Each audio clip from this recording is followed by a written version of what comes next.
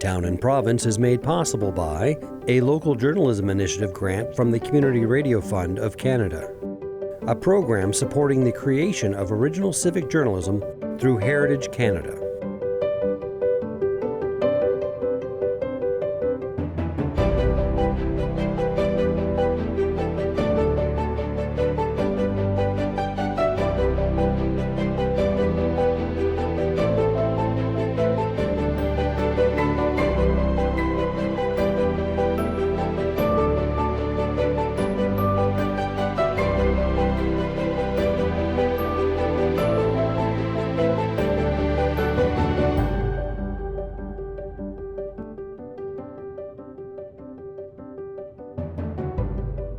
I'm Vicki Hogarth, and welcome to Town and Province. My guest today is the Mayor of Grand Manan, Bonnie Morse. Thank you, Bonnie, for having me over to the village office today. I appreciate it. Well, thank you for coming by. It's always wonderful to be on the island, but I know this week in particular that we're filming comes after a time of incredible grief on the island. When you're a small community, often everyone feels it after the loss of two young people in an accident. How's the island doing as a whole, coming to terms with this loss? First I think we have to extend our sympathies on behalf of the village to the friends and family of the victims. As you said, it's particularly tragic because they were young people just starting out in their lives, and there's just been a heaviness and a quietness over the island for the last week or so. I saw even some tourists that were here that had been here before had said how different it felt, how you could just feel it in the air. Small towns are like that. Everybody's connected, everybody's related, but for Grand Manan, I think we feel like we're, part of each other's family.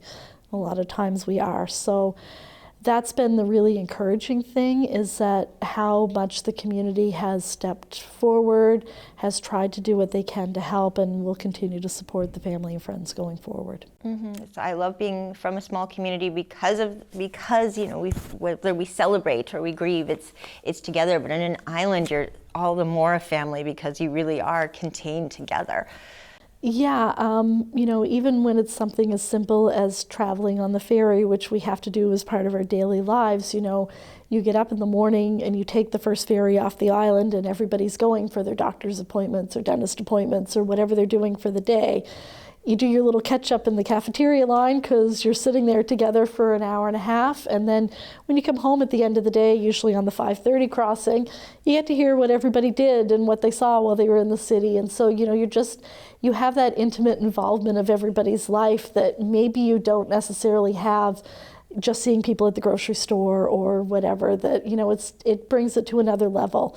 And I think that makes it really special for people here on the island. Mm-hmm. I've been blessed over the years to be considered by some people as an honorary Grand Mananer, so much so that we came over to go to Ken Ingersoll's celebration of life, the famous lightkeeper at Long Eddie Swallowtail, who we got to know over the years too. And that was a really positive celebration. I saw your parents again, which was lovely too. But it is nice to celebrate an islander too when enough time has passed and you can reflect and really remember what they brought. For sure. And it's hard to overstate what Kenny and his wife Lori did for the island when you look at Swallowtail and Long Eddie. I went out for the sunrise service to remember Kenny, and just walking out there, it's just how that peninsula has been transformed and what an important piece of Grand Manan it is to have preserved for generations. I know that's one of the things we talked about during the telethon when we were raising funds for the renovation out there. But just to see it still out there, it's a great tribute to both Kenny and Lori, and we're very fortunate to have, that legacy of theirs continue on. Mm-hmm. It was wonderful to have you as the first mayor on this show, Town and Province, and to have you back again for this one. Now that you are a new council, tell us a little bit about how you're hitting the ground running in terms of being sworn in and having some new faces at the table. Yeah, so the election was just over 2 months ago, so we've been sworn in just about 2 months now because you have to wait after the election for so many days. We're very lucky. We have a good mix of returning plus new councillors. We have 9 council members total. plus myself as mayor. 5 council were returning. We have 4 new councilors. So it's really good to see that experience, plus the new energy and new ideas coming to the table. So we have committees that are dealing with a variety of topics. Those meetings have started happening. And, I'm expecting, the first few months are always, the transition, everybody's getting up to speed, but I think I'm really looking forward to the next 4 years and what this council is going to do.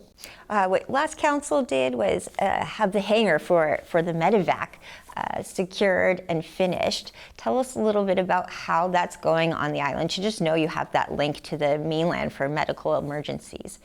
Yeah, it's one of those things where I've stopped following planes on my flight radar on my phone, which I was doing all the time, and it's just that extra level of security that you don't think about anymore. You don't have to wonder if the plane is able to get to the island, if it's here, what the weather's like. It's just, we're back to what our normal everyday life is. We're very proud, though, as the village, that we managed to build this hangar in a short period of time. It's a huge piece of infrastructure for us, but more importantly, that it belongs to the community and that it is ours for years to come.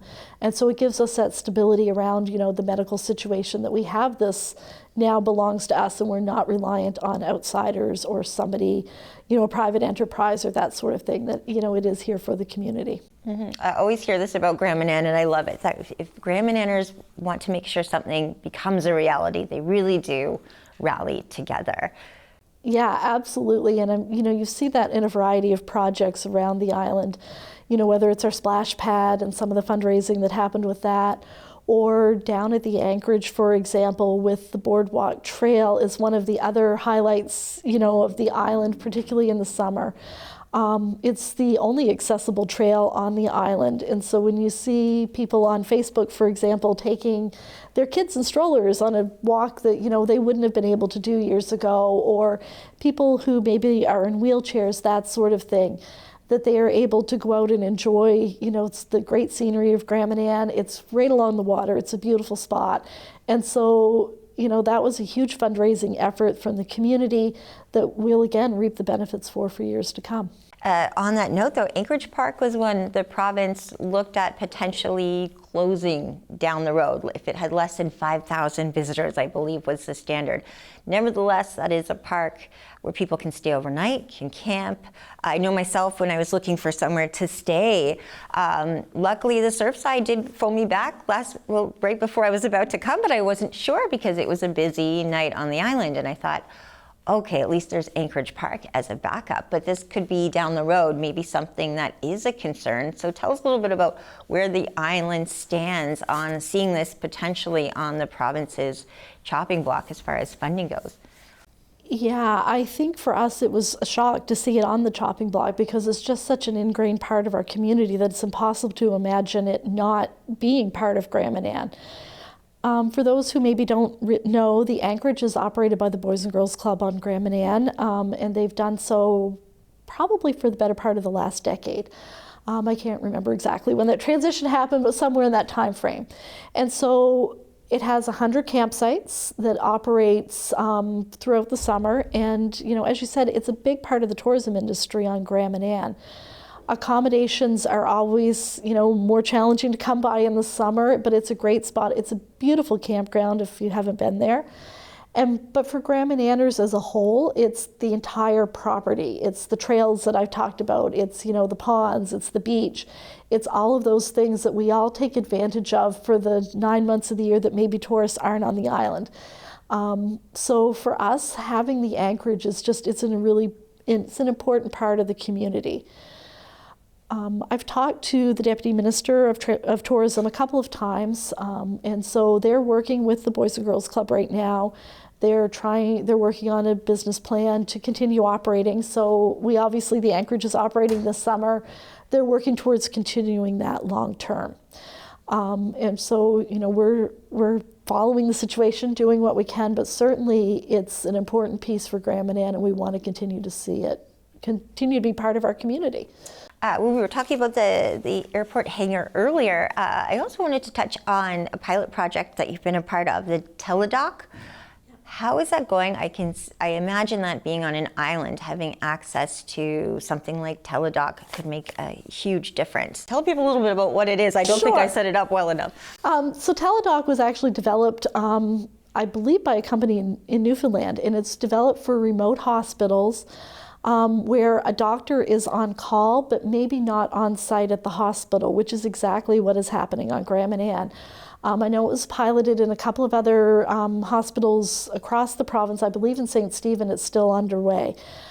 So essentially what it is there's a few nights, like a specified number through the week, I think it's 3, where there is this service available where if you go to the hospital after hours when the doctor isn't at the hospital and you have an emergency situation, you are able to be seen by an emergency room physician remotely over the computer. They have special thermometers, whatever to check that the nurses can do while you're there for the examination. The doctor's there, you can see him on the screen, you're getting the same readings. And then they can prescribe medicines, they can refer you to St. John, they can do all the things that an emergency room doctor can do. For Grand Manan, it's particularly important because the doctors that we have on the island are family doctors, not necessarily emergency doctors, which is a different, skill set. And so to have that available here on the island has just been really huge for healthcare. Have heard really positive feedback from the community, like just randomly people say, yeah, I went to the hospital and I had Teladoc and it worked out great. So the pilot project goes until September.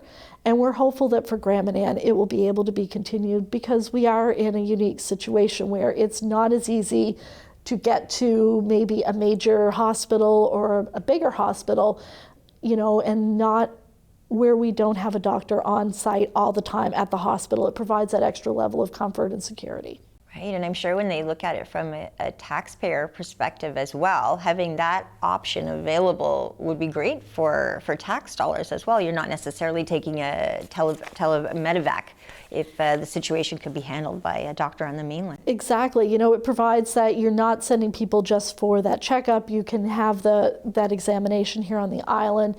It helps our doctors here as well because maybe they're not called in the middle of the night, so then you're not impacting their on-call hours through the day, that sort of thing. So it's been a really good thing for the healthcare here on the island. It's been great for patients, and we're just really hopeful that it will be continued because we are in a bit of a unique situation given our geographic location. Mm-hmm. Well, I'll continue to follow that as well. Another thing that's fun about being in a small community is that we celebrate when we get new fire trucks, when we get new vehicles of any kind for the community, and you have a new announcement that'll be new to Grand Manan coming for this winter. Yeah, so people may remember a couple of years ago we started a pilot project with the Department of Transportation and Infrastructure where we started looking after the roads in-house here with the village. We hired staff, that sort of thing. And so we've signed a long-term agreement now that we're going to continue doing this because we feel it worked out relatively well. But that means that we need to upgrade some of our equipment. So we were able to purchase a new to us plow truck just a week and a half ago. So we're excited that we will have a more reliable vehicle on the road for the winter. Gives us a backup, so we still have the 2 older trucks we have, so we'll have a backup available if needed. And we're trying to get ourselves in a position where we have the equipment in place to do the job that we know that we need to do. So we're pretty excited that we were able to acquire this at a good price under budget for what we had budgeted for. So for us, it was a pretty exciting moment when we saw it driving off the ferry here a couple weeks ago. What are the priorities for the new council? I know there's obviously things that come over from the council past, but what is on the horizon for you? So the sign off on the long-term contract for the roads, that happened just during the transition. Obviously for the new council, one of the things we heard a lot about was the need for a pool. Grand Manan has had a pool. It was a centennial project, so it opened in 1967. It closed during COVID, and there were, obviously because of the protocols, but also because the pool was old and not in great shape. We've looked at a number of different options, and it continues to be one of the priorities that we're working towards. The splash pad is sort of our stepping stone to get there, because it's at the park where the pool has been and where it will be. And so we, under the Build Canada Strong Fund, we have applied for funds. We made the second round, which is always a good sign when you pass the first round. So we're hopeful that we may be able to, have some funding come in, and if we can hopefully have the money to build it, then the operation becomes a little bit easier for the village. Okay, and a groundwater study on the horizon too? Yeah, that's one of the other things that we're looking at, because housing is obviously a priority for us, like it is for a lot of other communities. Grand Manan does not have municipal water. Everybody's on their own private wells. So last summer really highlighted some of the issues that we're having around wells going dry. And I hope last summer was a bit of an anomaly with the drought situation we were in. But when you start looking at developing housing, it's important to know where the groundwater is. If there are areas that maybe are more prone to wells going dry than other areas. And so that's one of the things that we're working towards, as well as the funding to do that study, so we understand if there are areas that we need to protect, areas that are of concern, those sorts of things, because it's easy to say, yeah, there were wells that went dry, but really you need to understand if there are pockets, if there are places that we need to start talking about. And I know another priority would be, and I've saved a lot of time for this topic, is the ferry. The ferry ride to and from the island, which is great right now. We're in summer, but we always look ahead to fall being around the corner and what that means for sometimes a ferry being out of service. What are you concerned about, since you know the schedule better than anyone, I am sure, about what's coming? So this fall, September 20th is the last day that both the Grand Manan 5 and the Grand Manan Adventure will be operating. And this is a dry dock year for us, which means the Grand Manan Adventure will leave after that schedule stops, and we will have the Grand Manan 5 will be running for the following 6 weeks, which will take us up till the first part of November. For anybody who's not been to Grand Manan, or maybe is not as familiar with the differences between the two ferries, it means that there is less vehicle capacity on the 5. It can take, I'm going to say, in the neighborhood of about 20 less vehicles, somewhere in that range. But as important is the 5 is smaller, and over the 36 years since the 5 arrived, the size of tractor trailer trucks has increased. It's one of those things you don't think about when you meet them on the highway, but when you're trying to put 2 lanes of them down the center of a ferry, we're not talking feet, we're talking inches clearance, and some days not even inches clearance. And so a lot of times it means that only one ramp is available on the 5 because there just isn't room to have those tractor trailers, which reduces the capacity for passenger vehicles to travel as well. The province has funded a 5th crossing for the 5 for 5 days a week during the refit period, which is great. It takes some of the tractor trailer pressure off, because a lot of the companies, they work together. We have a truck driver who sails on that crossing and will drive the trucks on and off the ferry, so you don't have to have multiple truck drivers working overnight, because then it runs into duty hours for them. So we're able to move the trucks on and off the ferry that way. But there's a limited amount of usage that they can do, because if you're sending a truck of groceries to Grand Manan, there's no one at the grocery store to unload it at 2 in the morning, for example. So it's really not practical for some of those tractor trailers. It is for people maybe shipping lobster or things like that. And so everybody's trying to do what they can to juggle around those schedules, but it really does impact the daily life on Grand Manan, the things that you don't maybe think about when you're on the mainland. At the village, for example, we're talking about we have to send our garbage to the mainland. We send 3 tractor trailer loads a week. Are there ways we can maybe adjust when we're sending it? So maybe we send it in the middle of the night with our truck driver, and so we only have to bring it back on one of the regular schedules through the day. There's a lot of jockeying that happens over those 6 weeks just to try to make it work. But ultimately, the answer is we need more capacity for vehicles period, but particularly during that time period. Are you hearing anything from the province? I know the Premier is coming over for a visit to the island. What will you be stressing while she's here as things for her to take back to Fredericton of note? Well, obviously the ferry is going to be a big part of that. The Grand Manan 5 we talked about for 6 weeks. It's running close to 24 hours a day. It's a 36-year-old ferry. At some point, it is nearing the end of its life, and there needs to be a replacement for it to join the ferry service. It's not like you don't just drive down to the car lot and pick up a ferry. It's very specific, and particularly when you look at the ferry terminals, both in Grand Manan and Black's Harbour, it has to be a ferry that will specifically fit into the infrastructure that we have existing. So there's a lot of planning that has to take place, but part of that planning means that there needs to be a financial commitment to move forward with that planning. And that's one of the things that we're really hoping the province is going to be able to do in the near future, is to commit some of those funds to say, what will a new ferry look like? What is that design? What is needed, and how can we make that next step to having that design done so we're ready to move forward to building, which is the big thing that happens after that. But that's really going to be, I think, one of the highlights that we're going to emphasize with the Premier, obviously, when she's here. We've touched on some of the other things like the anchorage, those sorts of things. But for us, for the island, it all starts and ends with how can we get people to the island, and how can we get our products off the island. Mm-hmm. Is there something you can stress to mainlanders who might not feel it the same way as islanders? I know what it's like to not be able to get over here in the winter when I've needed to be here. And not been able to book a ferry at all on some days. And I think it was November one time, a couple of years back, that I was coming. But is there an economic implication to having less ferries that time of year that someone on the mainland might understand in terms of New Brunswick and what it could mean to everyone? Absolutely. Grand Manan has a thriving fishing and aquaculture industry. And when you look at the economic value to the province, it's really significant. And I think that that's the hard part for people to understand. Like when you look at a tractor trailer load of lobster, it's about $500,000 worth of product.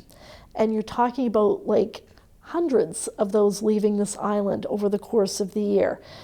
And if the ferry is not reliable, we've seen them lose businesses in, a market in Europe, for example, because the ferry broke down last spring. They were unable to make that market, and the company was deemed unreliable, when really it had nothing to do with the company.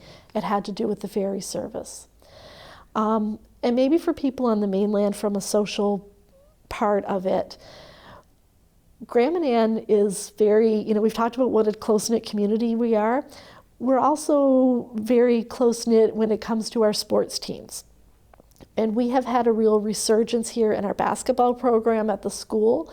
They have, I think, around 11 travel teams last year, plus 5 travel hockey teams. And there were multiple weekends last winter where the first crossing, the 7:30 crossing on Saturday, was completely booked by sports teams traveling, because when parents got the schedule, they booked their ferry tickets.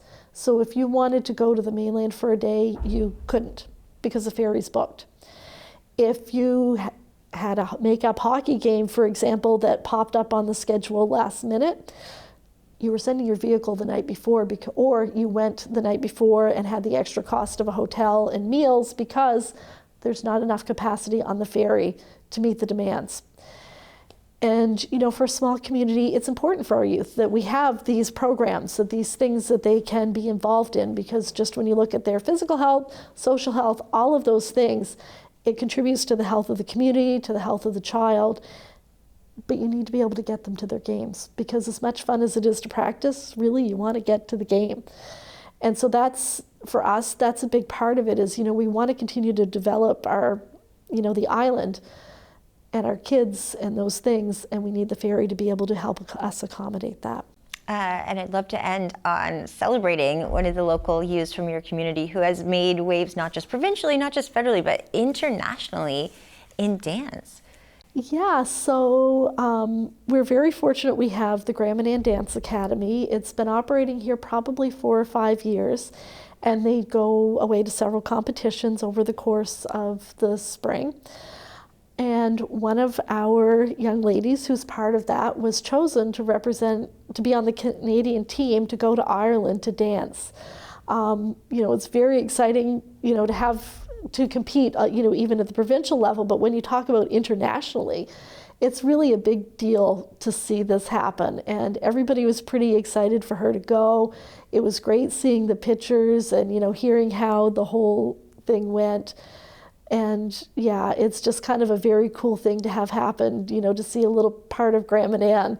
When you see a picture of her holding the Grand Manan flag in Ireland, it's like, okay, this is pretty cool that you might be from a small place like Grand Manan, but you can compete on the world stage. You can do whatever you want to do. Yes, so wonderful. Such another reason to have the ferries going, to make sure if there are classes on the mainland or any kind of extra. Yeah, and I think for, those of us who are of a certain age that, were here when the Grand Manan 5 arrived, when you look at how the island has changed over the 36 years of the 5 being here, with the black boat, it would bring one tractor trailer once a week with, that's how we got our produce. We have produce arrives on the island, you don't think about it, but it comes to the store 2-3 times a week now. You just see how much industry has grown, whether it's the fishery, aquaculture has developed over that time period. Any time that we've had the increased capacity on the ferry, the economy of Grand Manan has grown to meet it. And really, I think for Grand Manan, the next boom is going to be tourism. We're seeing it here now. The island feels really busy, but it's impossible to grow tourism if you don't have the capacity on the ferry for people to come and go, because nobody wants to be stranded here. And we need things like the anchorage, places for tourists to stay and the attractions for them to come. So, there's some big asks that are out there, but those are, I think that, the island and the community will rise to the challenge. Well, I will tell you, Bonnie, from 2 different eras of my life in other places, 2 ex-boyfriends of mine have vacationed on Grand Manan this year alone, so it is working. I was going to say, you can just tell on the island the amount of traffic. Grand Manan traffic's a little bit different. The mainland traffic, it's not maybe as heavy, but it's busy on the island, which is a great thing to see. Oh, I can attest to the number of license plates I have seen from all over North America. It's really special. Well, thank you, Bonnie, so much for taking time to sit down with me right here in the village office. It means so much. Thank you again for being here. My guest today has been Bonnie Morse, Mayor of the Village of Grand Manan. I'm Vicki Hogarth. Thank you for watching Town and Province.